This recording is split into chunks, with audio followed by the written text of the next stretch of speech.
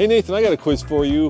What's a car that starts at about $42,000, seats 8 people, and still has a V6, a 3.5 liter V6 under the hood? It must be the Honda Pilot, the 2026 version. Yep, it's newly refreshed, and in this video we're going to take it for a ride. We're going to show you, well, one of us is going to get in there way back, and we're going to show you exactly what makes it such a good family hauler or not.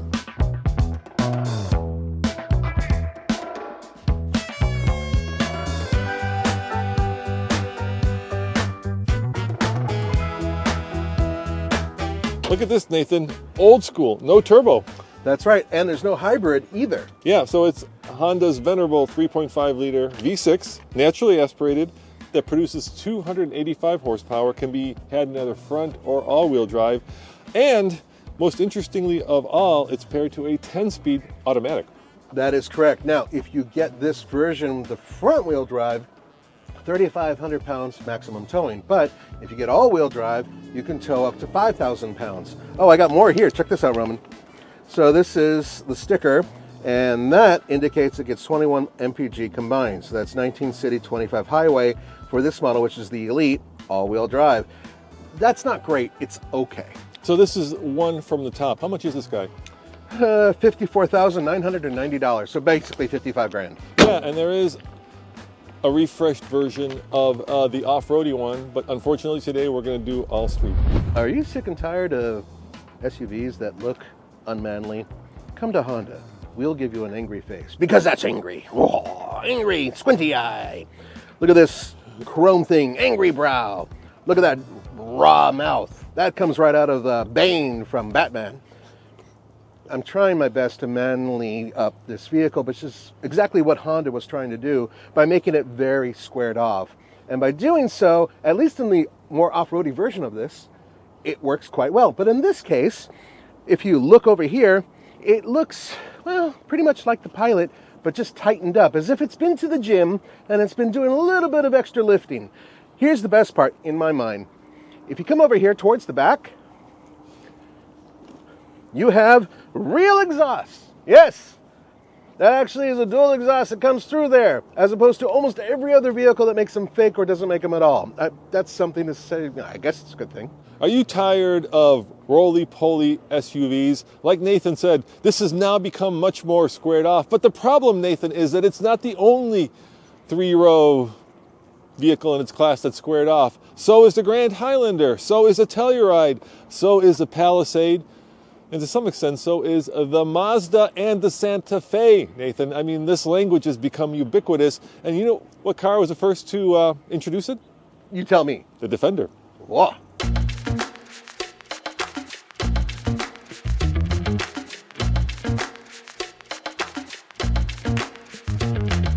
You know, there's a lot of reviews of the new Pilot out today, but TFL goes the extra mile to show you exactly how much room there is in the third row, because I'm betting, Nathan, that only TFL puts 2 big boys into the third row of this 3-row crossover.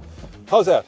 Actually, I fit. I know, it's amazing, isn't it? It sucks getting in here, physically, like getting in. That's why I put down the center console so I wouldn't slam my head. Yeah. But once I'm back here, I actually have just enough leg room.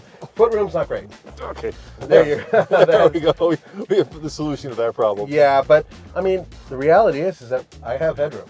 And I have headroom and I have shoulder room. And look, this is an 8-person. You can get it with 2 captain's chairs too. Yeah. But in this configuration, it's an 8-person vehicle that's not the size of a Suburban or a Tahoe. And yet, 2 big boys.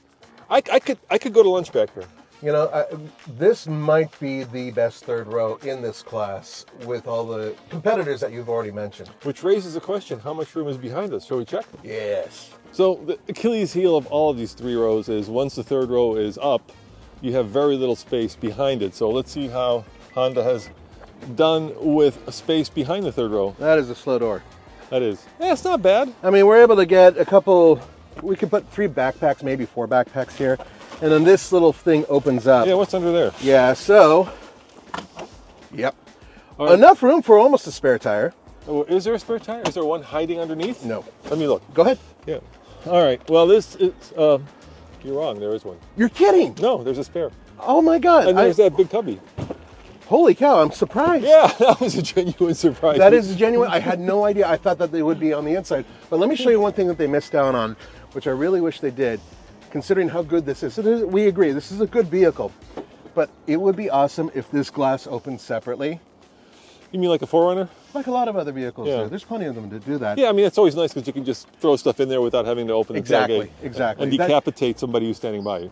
It's just a minor thing, but it's something that I wish they would do. Now, Nathan, what does this start at? How much money? Well, it's around $42,000. For the front wheel drive? Yeah, for the base model. Good luck finding that. But you still get the powerful engine. You just get a front wheel drive. Obviously not as much towing, but better fuel mileage. Yeah, you can get your Pilot with any engine as long as it's a 3.5 liter V6. Exactly. And then it goes up to about 56, 57 if you get the Black Series. 57 if you're going, you know, and then you're in some higher end territory, because if you go up to, let's say, the Hyundai Palisade and they're fully loaded. Autobiography? Is it? No, it's calligraphy. Yeah. Calligraphy Range version. Rover's autobiography.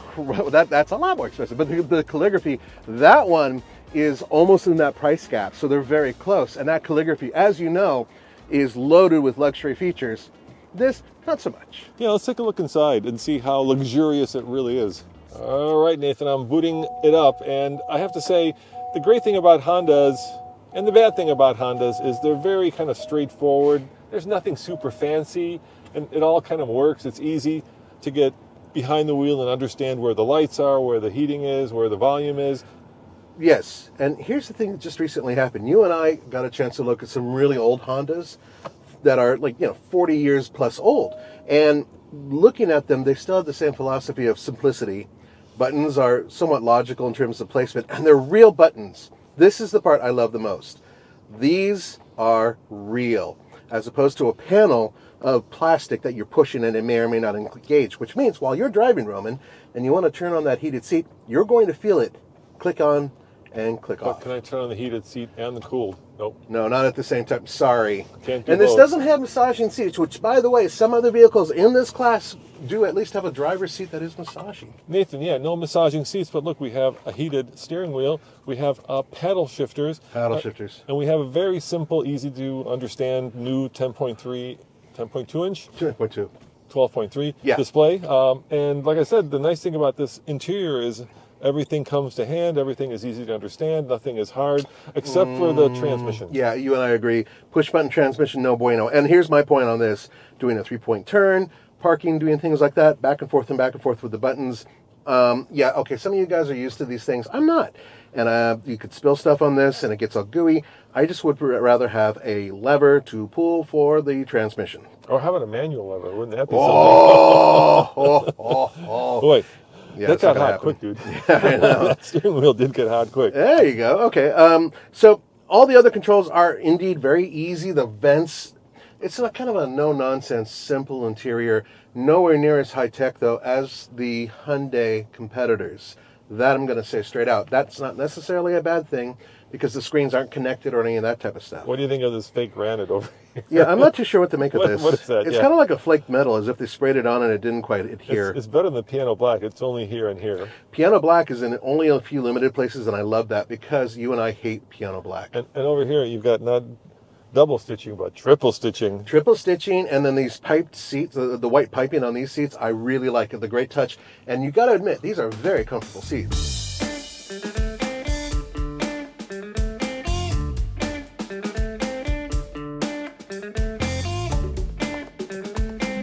Roman, I shall engage drive by pushing this button here. That's good. Engage drive by pushing that button. Now, we do have different drive modes. Let me show those. So we have eco, we have snow. Trail. And sand. And tow. So which one do you want, my man? Let's not do econ. Normal, I guess. Sport. There you go. Leave it on sport. Let's go sport. Why not? Please. Because we're sporty gentlemen. Well, not only that, but, if we're going to evaluate this vehicle properly without having a full load of humans in it, what else is better than sport? True that. Now, this, of course, is the all-wheel drive one. So we have that going for us in case we hit any sudden California storms. And I'm going to say this right off the bat, and I've ridden in these things before. Very well-sorted ride. It is a very comfortable ride, isn't it? Yeah. Honda has this magic where they can make it feel tight and yet comfortable, which isn't easy to do. No, because, usually tight means that it's going to rattle your face apart. Exactly, and, all that. Now, over these bumps, it's a little much. But it's a little much, yeah. All right, let's give it the beans and let's see how it does going on this merge. That's not bad. Do you think they pipe in that noise, or you think that's real? I think that's real, man. Interesting. Yeah, you think they would pipe in fake noise into a 3-row family SUV? I don't know, but I honestly don't know if I'm on the right road right now. Well, you're on a fine road. It's California. There's construction everywhere. Well, I'll get tased by somebody if I'm, doing this wrong, or if I'm in a vehicle the good news about this road is it's very bad. Yeah, and which the ride is showing very comfortable. It's very comfortable, right? Yeah. So we're in Ocean. Well, we're just south of Oceanside. We're sort of heading towards San Diego. And what is Mr. Nissan doing? Okay, we're just. Am I doing something wrong, or is he doing something wrong? I think you're doing everything right, Nathan. Okay, thank you. The nice thing about this car, too, is even though it's a 8-person, potentially hauling machine, it's not that big. It's not like Tahoe or Suburban, so you don't feel like you're, king of the road in a bad way. Yeah, and the other thing is that now I know you guys, and I am very partial to the Passport. Passport's great, and it is based on this, just a smaller version of this. So it has the same platform that they've condensed a little bit, and it's obviously lighter. The train's beating it. Yeah, I'm not going to be able to beat him with a truck in front of me. I'm just teasing you a little bit. Yeah, but we're in sport mode, so it tends to shore up things. I think that the algorithm changes, and so when you put your little foot on the accelerator, there's a little bit more punch that seems to come out of it. That's just my guess, but that's what it feels like. I would say the best way to describe the ride and the drive is it's nice.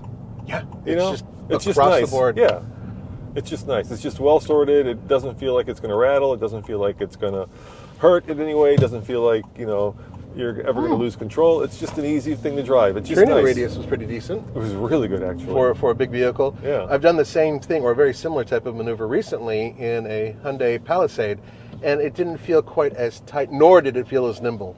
What I love about Hondas is no matter which one you get into, if it's an Accord, a Passport, a Pilot, they all feel the same, right? You know exactly what you're getting. There's no surprises. Actually, the no surprises part I will agree to, with the exception of maybe going into the really fast ones, it's a Civic Type R or whatever, that's different. Yeah, it's also the downside, of course, to that. There's nothing like outstanding, you know what I mean? It's not like you wouldn't be like, wow, I just, had a great drive and put a smile on my face, but you wouldn't expect that from a 3-year-old anyway. Yeah, and I don't really feel like I'm driving a discount BMW either. That's the other thing, is that this doesn't feel like that. This feels like it is a purpose-built vehicle specifically made for Americans with these big, large front seats, right? Yep.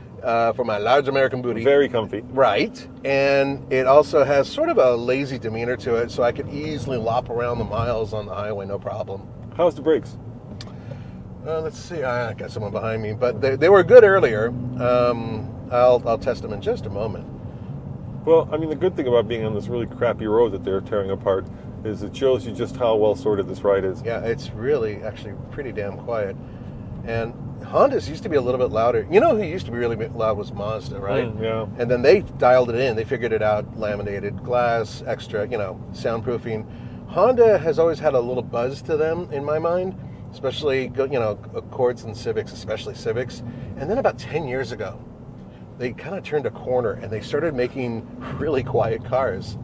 And now this. So I think I picked 4 or 5 cars that this competes against, and I'll kind of give you my quick review why this is different. So let's start with the Santa Fe. To me, the Santa Fe is a little cheaper. This feels more premium. This feels nicer. It's smaller, too. Yeah, a little bit smaller. The closest, I think, in character would be the Grand Highlander. But I feel like the Grand Highlander has cheaper plastics as well. This feels a little bit like a little higher end. But now, when we're talking about the Kia and there you go. When we're talking about the Kia and the Palisade, those are a little bit upmarket from this. Those feel a little nicer, a little bit more premium, shall I say. Yeah, the Hyundai group, that Kia, Genesis, and Hyundai, they are really dialed in with their interior design, so they make nicer interiors than almost anybody, frankly. But Honda has a nice balance here of a comfortable interior. Look, there's nothing here that's visually pleasing. When I'm in a Mazda, I find them visually pleasing. Yeah, the Mazda is the most, I'd say the most stylish of the bunch. Yeah, without a doubt. Stylish is exactly the word I would use. Yeah. And yes, Toyota, They have a ways to go when it comes to making their interiors feel premium, but they're looking a little bit better. This is a nice trade-off, though. This is right in the middle, I would say.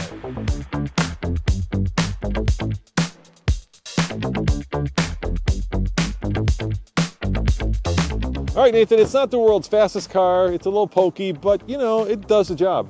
I think it has just enough power to get out of its own way. Handles really well, thanks to these massive tires on these 20-inch wheels, but I'm really curious. I mean, it's almost there with the looks, but they have the off-roady version of this.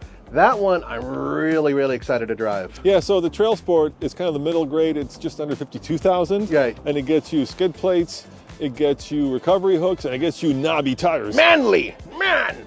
And what I like about this actually is that unlike the competitors, which either have turbos or hybrid or four-cylinder, this actually has a venerable six-cylinder that's been around forever. Yeah, and it does have enough beef to get around. And honestly speaking, this is an engine that, at least in our history, has always been reliable and stout. Well, guys, thanks for watching this OG review with my man Nathan. And as always, head on over to alltfl.com for more news, views, and what, Nathan? Real world reviews. We'll see you next time. Ciao.